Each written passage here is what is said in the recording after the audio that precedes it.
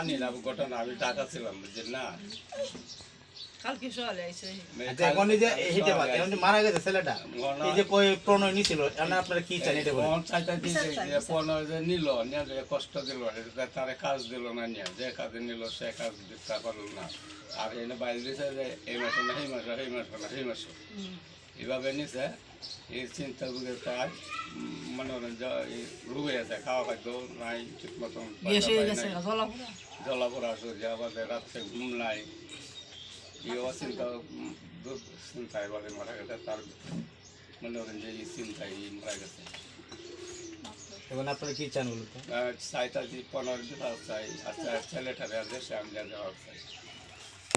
যে নিচে এ বিচার চাই। বলেন। আমার ভাইয়ের লাশটা বাড়িতে আনতাম চাই, আর এই দালালের বিচার চাই।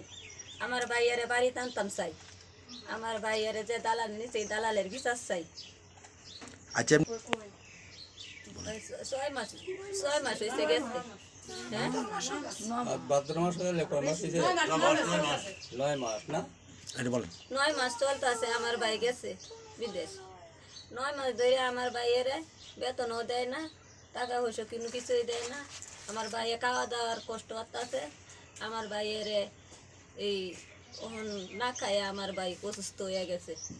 আমার ভাই এখন কোনো কিছু কথাবার্তা বলতে পারে না, এই টেনশনে খালি জ্বলাপোড়া টেনশন আছে। এইটা বেতনের কারণে খাওয়া দাওয়ার কারণে সে